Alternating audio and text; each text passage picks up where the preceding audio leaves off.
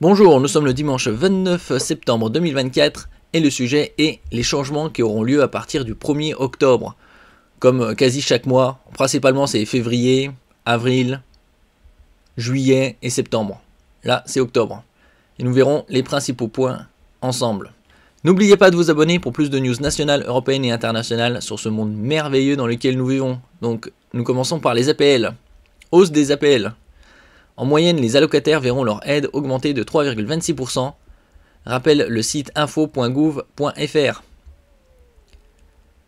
En tout, 5,6 millions de bénéficiaires sont concernés, 2,6 pour les APL, 2,1 pour l'allocation de logement social ALS, 900 000 pour l'allocation de logement familial ALF, et donc ça fait 5,6 millions de bénéficiaires. Pour rappel, depuis 2014, les revalorisations annuelles des APL surviennent non plus le 1er janvier, mais le 1er octobre. Nous passons en revalorisation des retraites. Environ 850 000 retraités bénéficieront d'une augmentation de leur pension avec une revalorisation moyenne de 50,94 € par mois. Cette hausse concerne les petites pensions des retraités ayant eu une carrière complète. Donc c'est bien précisé, carrière complète. Dans le détail, pour bénéficier de la majoration, il y a plusieurs critères. Vous devez avoir une retraite calculée au taux maximum, justifié d'une durée d'assurance cotisée, tout régime de 120 trimestres ou plus, et la somme de toutes vos retraites de base et complémentaires ne doit pas dépasser un certain plafond, à savoir 1 352,23 € par mois. En plus de cette revalorisation d'octobre, ces mêmes retraités ont déjà reçu le rattrapage sur un an de l'augmentation qu'elles auraient dû toucher depuis le 1er septembre 2023, au moment de l'entrée en vigueur de la contestée réforme des retraites. Passons à l'heure d'été. Normalement, l'heure d'été et l'heure d'hiver devaient être abandonnées il y a déjà 4 ans. Mais ça continue. Ensuite, un autre changement, et pas des moindres, pour le quotidien des Français, en octobre, on passe à l'heure d'hiver.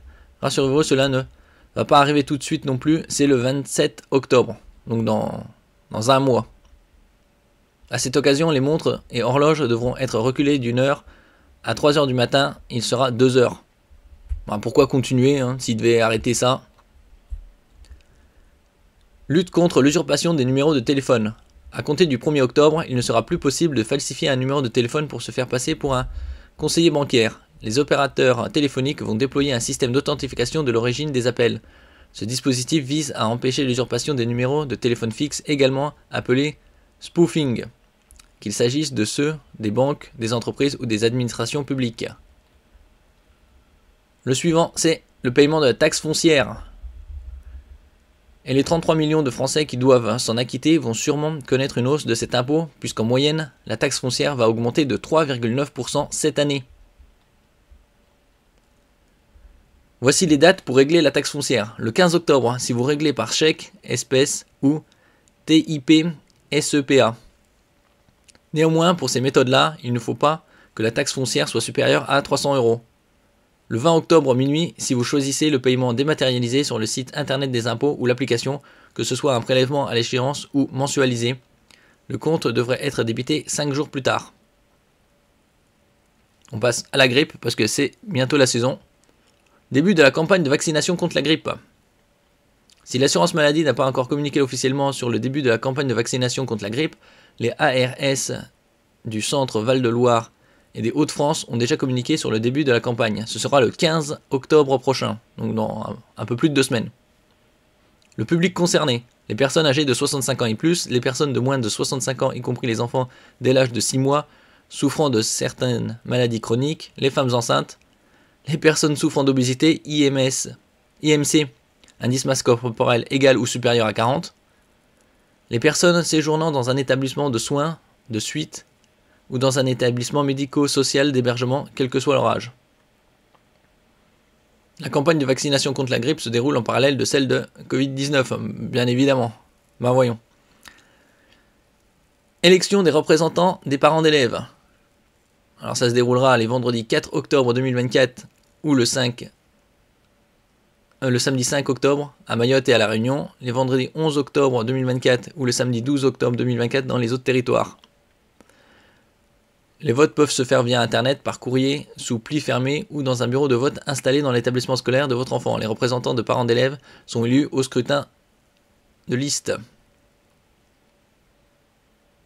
Pour rappel, les deux parents peuvent voter, mais ils n'ont qu'une seule voix, et ce, peu importe le nombre d'enfants scolarisés dans l'établissement.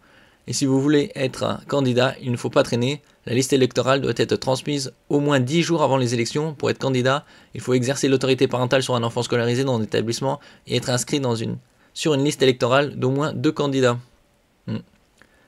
Et nous finissons avec les stationnement SUV. On avait déjà parlé il y a quelques mois de cela. Les tarifs explosent. Après un référendum où les Parisiens ont voté en faveur d'une tarification spéciale pour les SUV, il faut rappeler qu'il y a eu une participation de seulement 5 à 6%, et que ceux qui ont été favorables représentaient en tout 3,5 à 3,7% des votants. Les prix vont grimper nettement, ils triplent. Concrètement, un visiteur dont le véhicule thermique ou hybride rechargeable dépasse 1,6 tonnes, ou 2 tonnes pour un véhicule électrique, devra payer 18 € l'heure pour les arrondissements centraux, zone 1, 12 € pour les arrondissements extérieurs, zone 2. Alors, qu'est-ce que la zone 1 et qu'est-ce que la zone 2? Zone 1, centre, 5e, 6e, 7e, 8e, 9e, 10e, 11e arrondissement. Du lundi au samedi de 9h à 20h hors jour férié. Et zone 2, c'est 12e, 13e, 14e, 15e, 16e, 17e, 18e, 19e, 20e, c'est-à-dire tous les restes. Du lundi au samedi de 9h à 20h hors jour férié. Autant dire, à moins que vous êtes un professionnel, ça va douiller. Donc, vaut mieux utiliser les transports en commun, même si à Paris, ils sont pas terribles. Merci pour votre écoute. N'oubliez pas de mettre un j'aime, un commentaire, de partager et de vous abonner à la chaîne. À la prochaine fois.